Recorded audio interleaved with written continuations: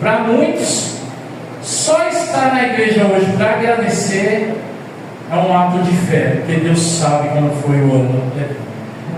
Unicamente para agradecer é um ato de fé, porque agradecer a Deus quando as coisas estão dando tudo certo é natural, é automático.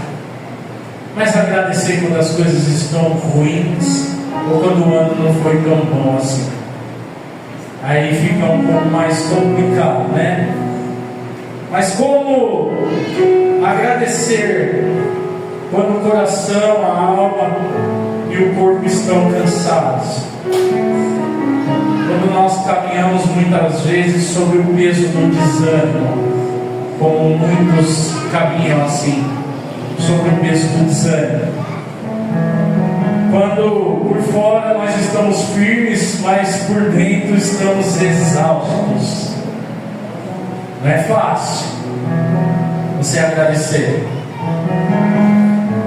Mas eu te digo, amados, que o crente verdadeiro, o crente maduro na caminhada, ele sabe que gratidão a Deus, ela não é definida pela circunstância que ele está vivendo naquele momento. O crente maduro mesmo, ele sabe que a gratidão, ela não é definida pela circunstância que ele está passando, pela circunstância que ele está vivendo. Ele sabe disso. Sabe que a circunstância, ela vai além do cenário que a gente está inserido. Ela vai além disso. Aí isso me fez lembrar, estava refletindo, isso me fez lembrar de uma história, uma pequenina história, de dois amigos. Dois amigos estavam numa viagem, numa região montanhosa. Dois amigos indo para essa viagem, nessa região montanhosa. E eles indo, e os dois carregando suas mochilas e caminhando, os dois juntos. Só que nessa região montanhosa eram várias tempestades, muitas tempestades, tempestades fortes. Um deles reclamava, a cada passo que ele dava, ele reclamava. Reclamava do frio, reclamava do vento, reclamava da subida, reclamava da descida, reclamava do peso da mochila, reclamava de toda a dificuldade. Ele reclamava. O outro amigo, mesmo molhado, mesmo cansado da caminhada, mesmo com dificuldade, esse amigo, ele não abria a boca. Os dois estavam indo juntos. Um só reclamava, o outro não abria a boca. E os dois enfrentando as mesmas situações. Mas em um determinado momento, aquele que reclamava olhou para o amigo e perguntou assim para ele: como você consegue ficar tão tranquilo em meio a tudo isso que nós estamos enfrentando? Aí o outro respondeu assim para ele: porque eu sei que a tempestade que eu estou passando agora, ela não define o meu destino final. A tempestade que eu estou passando agora não define meu destino final, não define o final da minha jornada. A tempestade que eu estou passando agora, ela não define aquilo que vai acontecer lá na frente. Não muda o fato de que eu ainda estou vivo para poder caminhar. Essa tempestade, ela não muda. A ideia de que eu sei que pelo menos eu tenho força para continuar caminhando, essa tempestade não muda isso dentro de mim. Essa tempestade não tira de mim a ideia de que eu, mesmo enfrentando essa tempestade, eu não fui abandonado. É só uma reflexão, amados. Gratidão madura, ela não nasce na ausência de tempestade. A gratidão madura, ela nasce quando você entende que na tempestade você não está sozinho, Deus está com você. A gratidão madura, ela nasce nesse momento.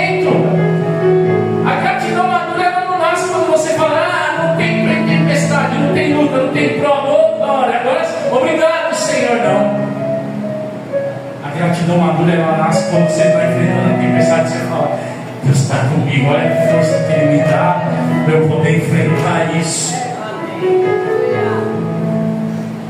Por isso estamos aqui hoje, amados, para agradecer. Talvez você tenha chegado aqui cansado, frio na fé, pensando se Deus até se importa com a sua situação na sua vida. Mas permita que a gratidão, esse ambiente de gratidão, reacenda a sua fé nessa noite. Permita. Sabe por quê? Hoje o Senhor te convida a fazer algo. Sabe o quê? O Senhor te convida a cantar nessa noite. Cantar, pastor? O Senhor te convida a cantar nessa noite. Como, pastor? Eu vou te mostrar através da palavra em Êxodo, capítulo 15, por gentileza. Livro de Êxodo, capítulo 15. Minha tradução hoje é a ACF, tá bom?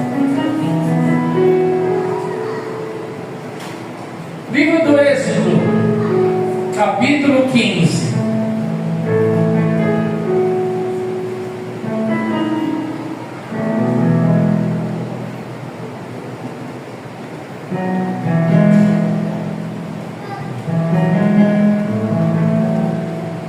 Todos acharam? Diz assim a palavra do Senhor, Êxodo capítulo 15. Então cantou. O Senhor te convida a cantar nessa noite. A palavra está dizendo: então cantou Moisés e os filhos de Israel este cântico ao Senhor. Cantou Moisés e os filhos de Israel: cantarei ao Senhor. Eles cantaram ao Senhor e falaram dizendo: cantarei ao Senhor, porque gloriosamente triunfou, lançou no mar o cavalo e o seu cavaleiro. O Senhor é a minha força e o meu cântico, Ele me foi por salvação. Este é o meu Deus, portanto lhe farei uma habitação, e Ele é o Deus de meu Pai, por isso o exaltarei. O Senhor é homem de guerra, o Senhor é o seu nome. Lançou no mar os carros de Faraó e o seu exército, e os seus escolhidos príncipes afogaram-se no mar vermelho. Os abismos os cobriram, desceram as profundezas como pedra. A tua destra, ó Senhor, se tem glorificado em poder. A tua destra, ó Senhor, tem despedaçado o inimigo, e com clareza e com a grandeza da tua excelência derrubaste aos que se levantaram contra ti. Enviaste o teu furor que os consumiu como o restolho, e com o sopro das tuas narinas amontoaram-se as águas, as correntes pararam como um montão, os abismos coalharam-se no coração do mar. O inimigo dizia: perseguirei, alcançarei, repartirei os despojos, fartar-se-á a minha alma deles, arrancarei a minha espada, a minha mão os destruirá. Sopraste com o teu vento, o mar os cobriu, afundaram-se como um chumbo em veementes águas. O Senhor, ó Senhor, quem é como tu entre os deuses? Quem é como tu, glorificado em santidade, admirável em louvores, realizando maravilhas? Estendeste a tua mão direita, a terra os tragou. Tu, com a tua beneficência, guiaste a este povo que salvaste. Com a tua força o levaste à habitação da tua santidade. Os povos o ouviram, eles estremeceram. Uma dor apoderou-se dos habitantes das Filístia. Então os príncipes de Edom se pasmaram. Dos poderosos dos Moabitas apoderou-se um tremor. derreteram-se todos os habitantes de Canaã. Espanto e pavor caiu sobre eles. Pela grandeza do teu braço emudeceram como pedra, até que o teu povo houvesse passado. Ó Senhor, até que passasse este povo que adquiriste, tu os introduzirás e os plantarás no monte da tua herança, no lugar que tu, ó Senhor, aparelhaste para a tua habitação, no santuário, ó Senhor, que as tuas mãos estabeleceram. O Senhor reinará eterna e perpetuamente. Até aqui, feche teus olhos, oremos, Pai. A tua palavra é viva e eficaz, mais penetrante do que qualquer espada de 2 gumes. Ela tem um poder, Senhor, de entrar, Senhor, e penetrar até a divisão da alma e do espírito. Ela tem o poder de discernir, Senhor, as intenções do nosso coração, o que está na nossa mente. Meu Pai, o que desejamos, o que pensamos, ela tem esse poder. Faça a tua obra, em o nome do Senhor Jesus. Amém. E graças a Deus. Meus amados, estamos num culto de ação de graças. E nós acabamos de ler uma palavra que é considerado o primeiro culto de ação de graças que o povo de Deus rendeu a Deus. O primeiro culto de ação de graças que foi celebrado ao nosso Deus. Primeiro culto da história a Deus, em ação de graças. E por que não dizer o primeiro cântico em que o povo de Deus entoou para Ele? Primeiro cântico entoado ao nosso Deus. Primeiro culto de ação de graças. Primeiro cântico entoado ao nosso Deus. O interessante, para nós refletirmos no contexto, o contexto é de um povo resgatado do Egito. Quem estudou aqui Romanos sabe. Resgatado, salvo, liberto, tirado do Egito. O contexto é de um povo resgatado do Egito. Foi fácil, pastor? Não, porque foi em meio à dureza de coração, foi em meio à teimosia, foi em meio à resistência. Estava até conversando com a irmã, né? Foi em meio à resistência. É impressionante como a resistência está desde o começo. Teve resistência no Egito, teve resistência no deserto, teve resistência na igreja do Novo Testamento, teve resistência quando a igreja ainda ia ser fundada, tanto que Pedro teve que dizer assim para eles naquele discurso: como vocês ainda resistem à ação do Espírito Santo? A resistência, infelizmente, faz parte, mas foi um contexto de resistência, de dureza, de teimosia, que Deus ele salvou o seu povo do Egito. Isso me ensina que, mesmo tendo toda essa dificuldade, quando Deus ele quer agir, nada e nem ninguém pode impedir. Nada e nem ninguém pode impedir quando Deus quer ir lá e resgatar, quando Deus quer ir lá e tirar, quando Deus quer ir lá e tirar e livrar e salvar. Ninguém pode impedir, nada pode impedir. Se tiver que enviar praga, ele envia. E foram 10. E as pragas enviadas lá não foi só para confrontar os deuses egípcios, foi também para destruir destroçar a dureza de coração. E Deus, o meu Deus, Ele tem poder para isso. A palavra do Senhor declara que essa aqui é uma palavra como um martelo que esmiuça a pedra. Por isso que aqui nós enfatizamos a palavra. Se eu entrar nessas escadas com o coração duro, eu vou ouvir palavra. E uma hora o coração vai ser quebrado. Uma hora vai ser quebrado. Uma hora vai ser quebrado.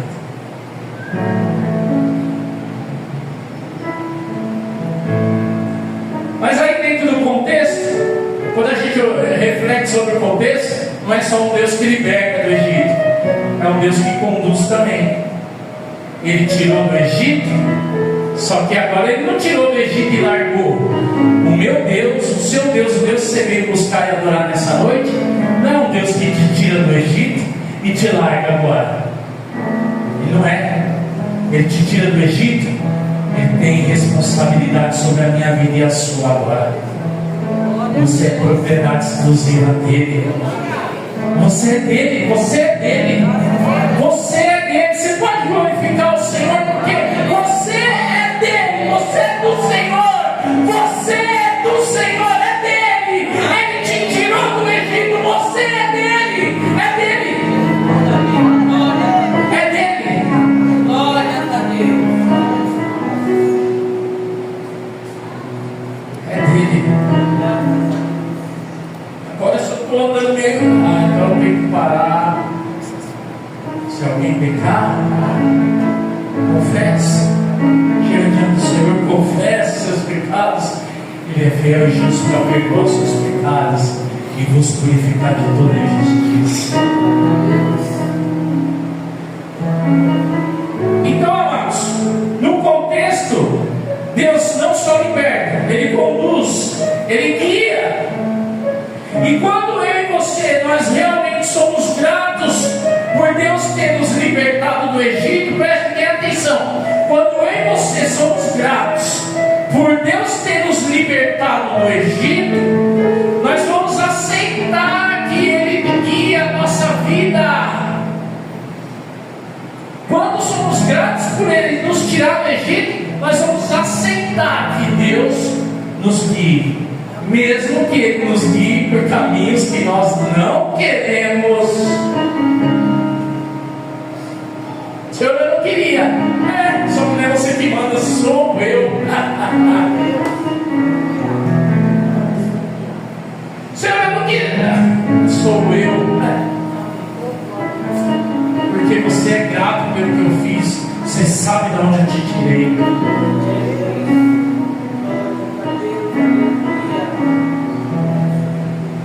Deus libertou? Sim.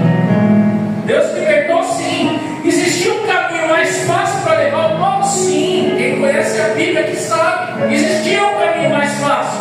Mas o que a Bíblia vai dizer? Deus fez o povo rodear pelo caminho do deserto do Mar Vermelho. Tinha um caminho mais fácil? Não. Fez o povo rodear pelo caminho do deserto. Foi Deus que fez. Foi Deus que fez isso. Mas o que é maravilhoso na palavra, o mesmo Deus que liberta, o mesmo Deus que conduz, a Bíblia vai dizer que é o mesmo Deus que vai à frente. Se houver momento que Ele tem que ir para trás do povo, como Ele fez, Ele vai para trás, porque Ele sabe que na retaguarda está vindo coisa que a gente não consegue enxergar. Nossa vida limitada não consegue enxergar. Aí é o momento que Deus vai para trás, mas Deus vai à frente. Eu te tirei do Egito, eu te libertei do Egito, agora eu vou guiar a sua vida.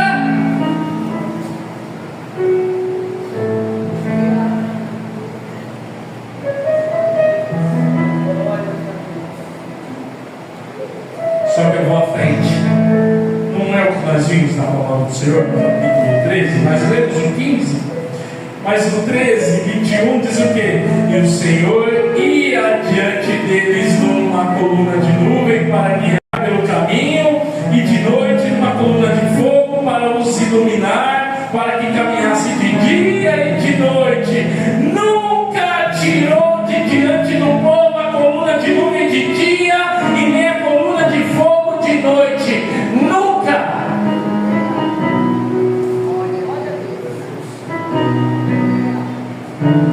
Só que, amados, temos que ser sinceros. Mesmo Deus indo à frente, nós enfrentamos desertos na nossa vida. Cada deserto que a gente enfrenta na vida, e talvez o ano de 2025 ele seja marcado por alguns desertos que você passou, que foi, olha,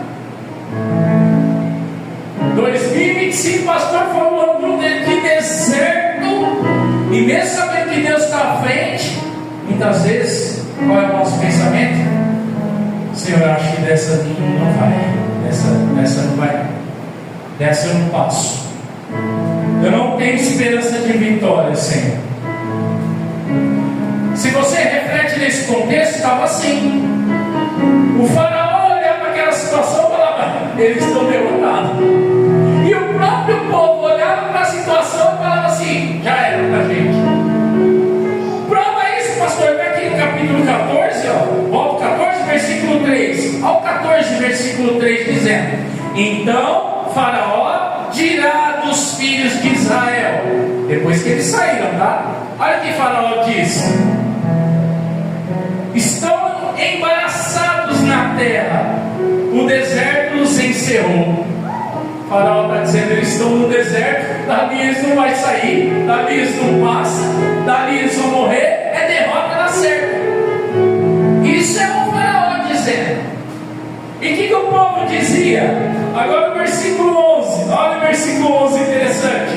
E disseram a Moisés, o povo, e disseram a Moisés: não havia sepulcros no Egito para nos tirar de lá, para que morramos nesse deserto? Por que nos fizeste isso, fazendo-nos sair do Egito? Não é esta a palavra que te falamos no Egito, dizendo: deixa-nos que sirvamos aos egípcios, pois que melhor nos fora servir aos egípcios do que morrer no deserto. O povo também estava sem esperança, não vou morrer nesse lugar. Tem gente que prefere servir no Egito do que passar o deserto com Deus. Então vivendo um tempo assim. Prefere servir no Egito do que passar o deserto com Deus. Nós estamos assim, infelizmente. A gente volta para o contexto, como o povo está? O povo está encurralado. Deus libertou, Deus tirou, Deus é o guia, Deus está à frente, Deus está na retaguarda se preciso. Só que agora eles estão encurralados. O povo está encurralado. Na frente tem o mar, atrás é o exército egípcio que está vindo. Estão encurralados. E quando tudo parecia caminhar para a derrota do povo escolhido, sabe o que nós vimos na palavra? Deus abriu as águas. Quando tudo parecia o fim, Deus abriu as águas. Quando parecia que tudo acabou, Deus abriu as águas. Quando já tinham decretado o fim, Deus abriu as águas.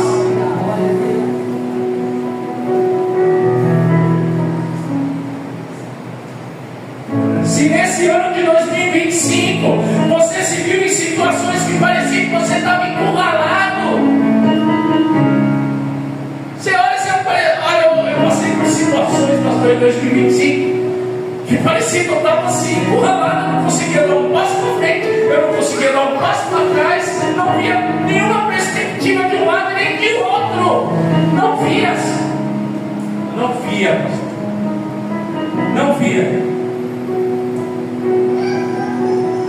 eu me via sem saída, sem esperança de vitória.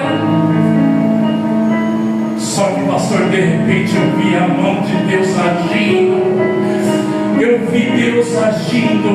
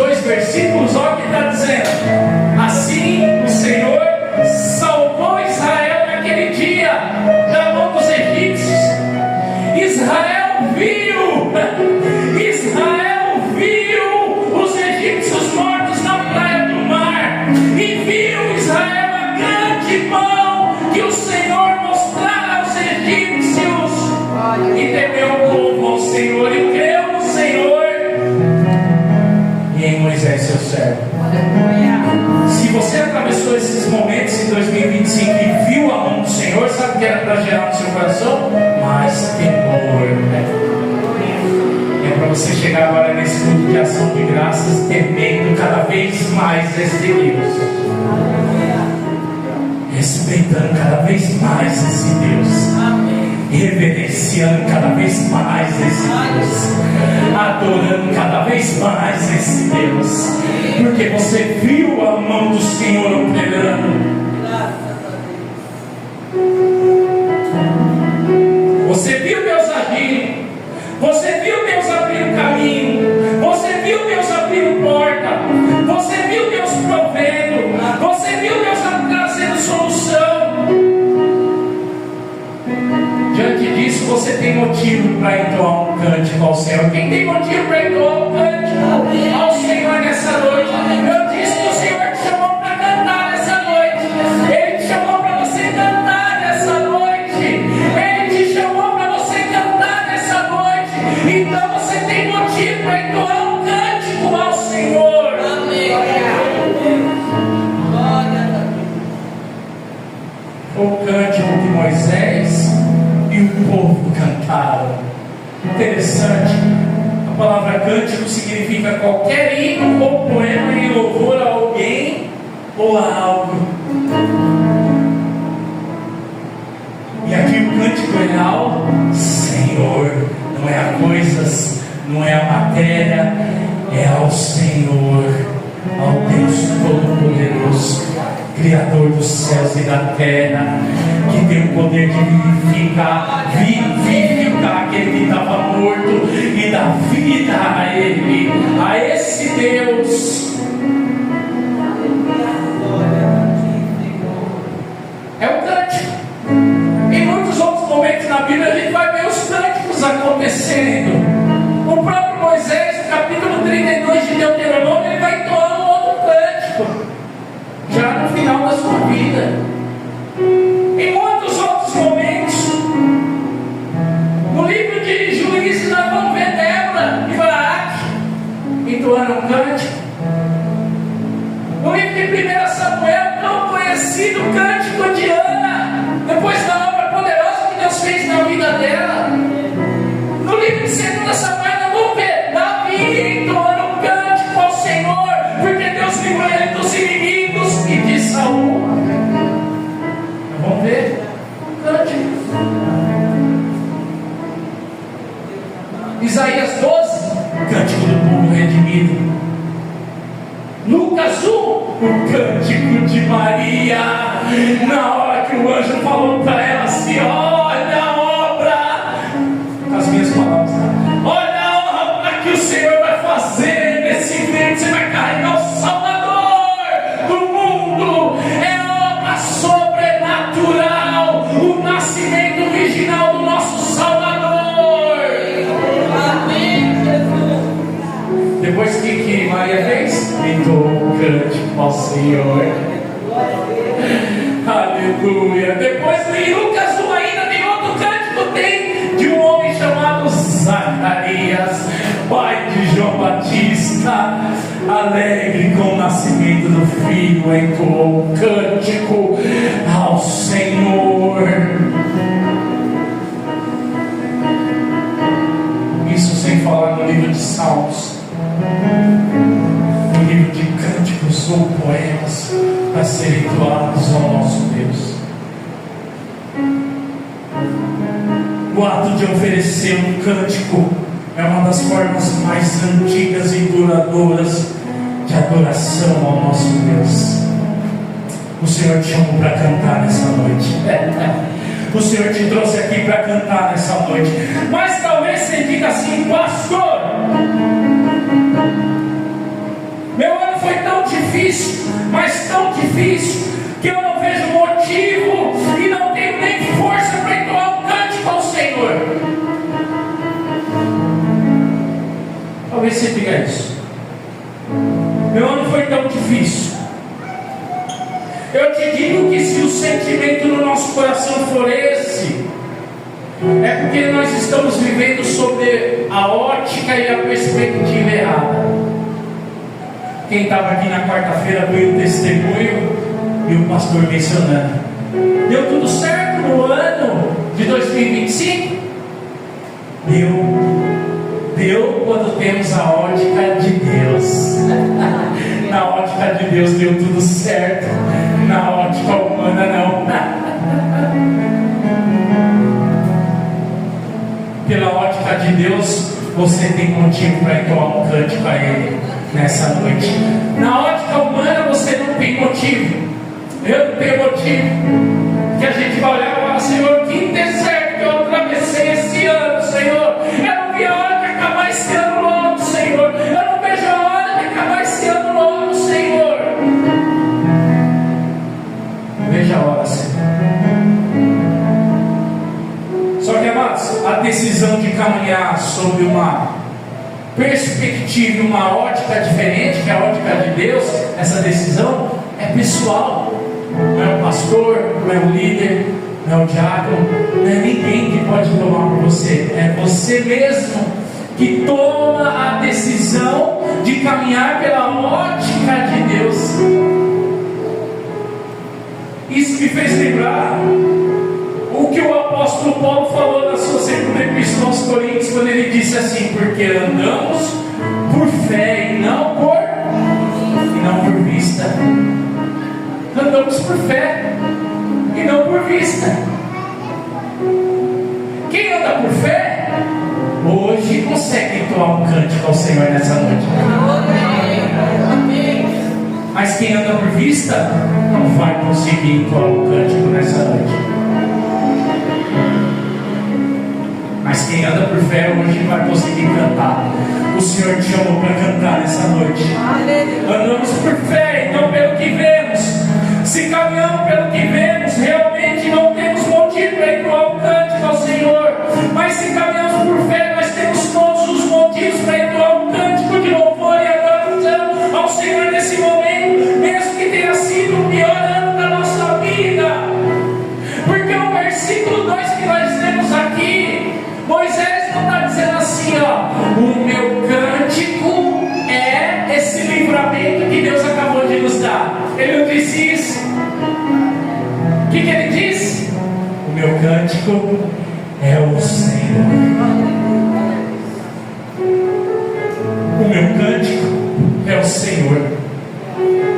O meu cântico é Ele. Quando você declara assim, ó, o meu cântico é o Senhor, não é a circunstância que define se você vai cantar ou não. Aleluia! Não é a circunstância que vai definir se você vai: hoje eu canto, hoje eu não canto, não. Quando o seu cântico é o Senhor, Senhor, com a força que o Senhor me dá, aleluia, nada para a adoração de sair dos meus lábios, nada para, Senhor, nada para, Senhor, porque o Senhor é o meu cântico, o Senhor é o meu cântico.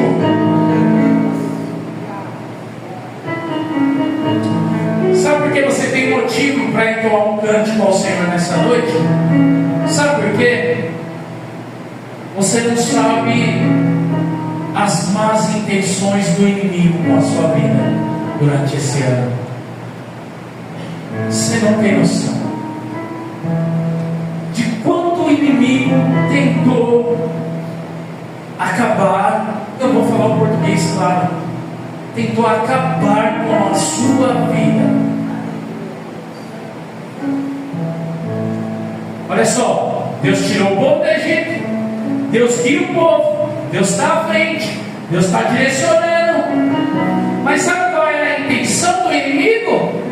Olha o versículo 9, está no versículo 9. O pastor está falando, é a palavra, está no versículo 9. Olha o que diz a palavra. Então, ou seja, o inimigo dizia. Quem que estava dizendo? O inimigo. O inimigo dizia: perseguirei, alcançarei, repartirei os despojos, fartar-se-á da minha alma deles, arrancarei a minha espada, a minha mão os destruirá. Perseguirei de um inimigo que não desiste. Enquanto eu não acabar com ele, eu não paro. Eu tiro férias, mas o inimigo não. Mas da minha, não sei se eu posso dizer sorte, mas na glória do Senhor, meu Deus também não dorme. Meu Deus não dorme.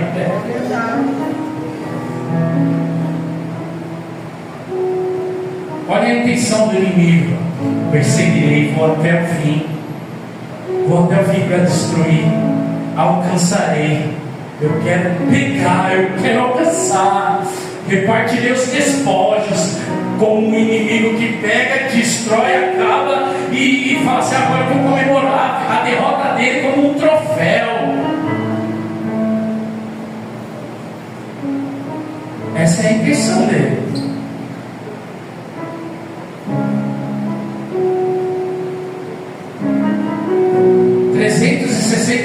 Dias no ano, não teve um dia sequer que Satanás, agora vamos trazer para a nossa realidade, que Satanás não quis acabar com a sua vida.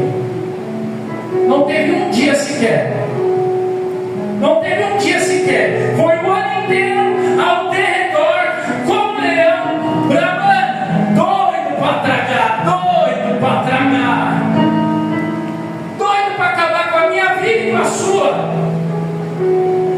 Talvez isso explique por que você olha hoje e fala assim: meu Deus, por isso que esse ano de 2025 foi um ano de tanta batalha espiritual. Por que foi um ano de tanta batalha? Talvez esse ano, é isso que é mais maravilhoso, talvez esse ano tenha sido marcado por dores, perdas, lutas intensas, mas isso não significa que Deus falhou. Por isso que a nossa ótica tem que ser diferente. Na ótica humana, esse ano de dores, esse ano de provas, esse ano de luta, esse ano de dificuldade, na ótica humana, esse Deus ele falhou, mas na ótica de Deus não. Na ótica de Deus e na perspectiva certa, ele não falhou não. Sabe por quê? O inimigo ele tinha a intenção de te destruir, mas o fato de você estar aqui hoje significa que os planos do inimigo foram frustrados. Aleluia, aleluia. Você está aqui porque todos os dias desse ano que ele tentou aproximar, Deus veio, frustrou os planos, porque assim como o faraó aqui e o exército egípcio tinha a intenção de destruir, veio o nosso Deus e frustrou os planos de faraó e seu exército. Deus frustrou os planos do inimigo. Então você tem motivo para entoar um cântico ao Senhor nessa noite.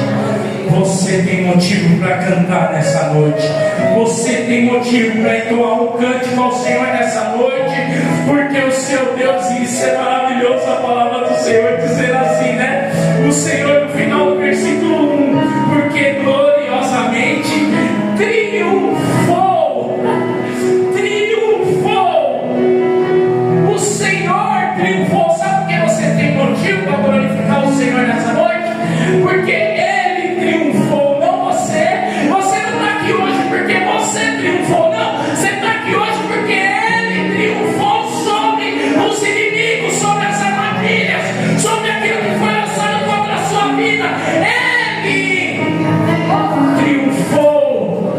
Aleluia. Eu estou aqui porque o meu Deus triunfou, Senhor, não por mim. Obrigado, Senhor. Obrigado, Senhor. O Senhor triunfou. Eu estava trabalhando e refleti nisso. Falei, meu Pai, falei, Senhor, obrigado porque o Senhor triunfou. Não pense que você chegou aqui pelos seus méritos, não. Não pense que foi a sua inteligência, sua sabedoria, foi você ser culto, foi você se vestir bonito. Não foi por isso. Você chegou aqui porque Deus triunfou. Ele triunfou, por isso você está aqui hoje.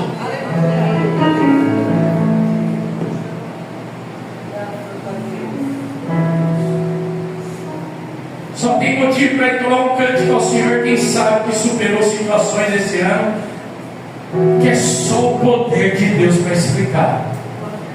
Passei por situações, pastor, que é só o poder de Deus.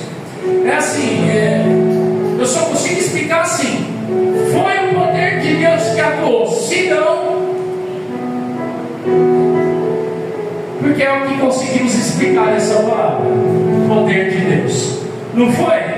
Ó, o versículo 3 dizendo assim: o Senhor é homem de guerra, o Senhor é o seu nome, lançou no mar os carros de Faraó e o seu exército, e os seus escolhidos príncipes afogaram-se no mar vermelho. Olha só, escolhidos príncipes, que fala dos melhores do exército egípcio. Os melhores foram escolhidos para ir atrás do povo. Mas o nosso Deus é maior, Ele triunfou sobre os melhores do exército egípcio. Então, amados, você imagina, como a palavra do Senhor declara que a nossa luta não é contra carne nem sangue, mas contra principados, potestades. O inimigo tem a sua hierarquia, os demônios têm a sua hierarquia, mas o nosso Deus triunfa sobre todos eles. Nós só estamos aqui porque mesmo o reino do inimigo organizado, o nosso Deus triunfa sobre eles. Só tem motivo para entoar quem viu o poder de Deus. Os abismos os cobriram, desceram as profundezas como pedra. O versículo 5: a tua destra, ó Senhor, se tem glorificado em poder. A sua destra, ó Senhor, tem despedaçado o inimigo. E destra aqui fala de mão direita. A mão direita do nosso Deus. Outras traduções está lá: a mão direita do nosso Deus foi sobre o inimigo. E no contexto judaico, a mão direita representava a grandeza, o poder do nosso Deus.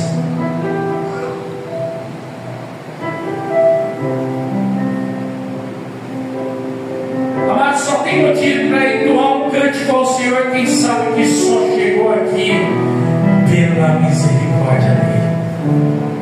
Eu estou aqui pela misericórdia, Senhor. Olha o versículo 14 dizendo assim: os povos o ouviram, eles estremeceram, uma dor apoderou-se dos habitantes da Filístia. Então os príncipes de Edom se pasmaram, os poderosos dos moabitas apoderou-se um tremor, derreteram-se todos os habitantes de Canaã. Mas no versículo 12 dizendo assim: estendeste a tua mão direita, a terra os tramou. Versículo 13: tu com a tua beneficência, em outras traduções, misericórdia, tu com a tua beneficência ou misericórdia, guiaste este povo, que salvaste com a tua força, o levaste à habitação da tua santidade. Misericórdia do Senhor. Senhor, hoje eu tenho motivo para cantar, porque a tua misericórdia me guardou durante esse ano. Se não fosse, Senhor, se não fosse, Senhor, se não fosse, Senhor. E para encerrarmos, só tem motivo para entoar um cântico ao Senhor nessa noite quem entende que nada, ou que tudo aquilo que Deus fez na nossa vida esse ano, não se compara com aquilo que Ele ainda irá fazer. A nossa irmã Silvana até ministrou no louvor aqui, dizendo de agradecer por aquilo que Ele ainda não fez. Moisés está entoando um cântico por coisa que ainda não aconteceu. Aleluia! Coisa que ainda não aconteceu. Versículo 17, ele dizendo assim: tu os introduzirás e os plantarás no monte da tua herança. Eles ainda nem chegaram ainda, eles acabaram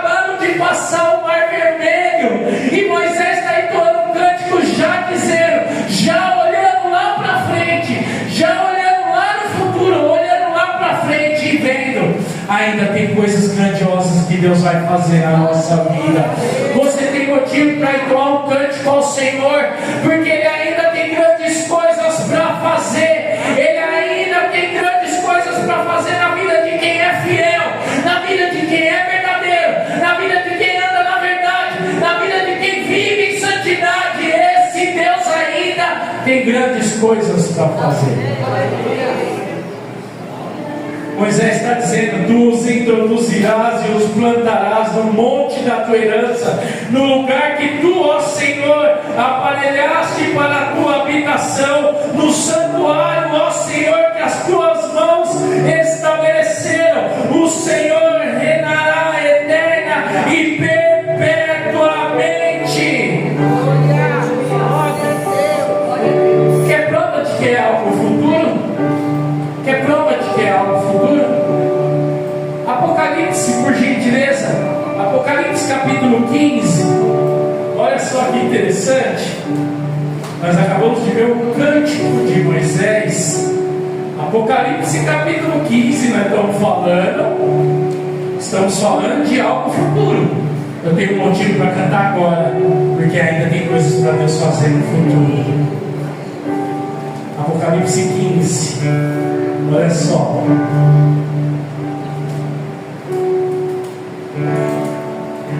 Vou ler o versículo 2, olha só. Versículo 2 que diz assim: e vi como que um mar de vidro misturado com fogo, e também os que saíram vitoriosos da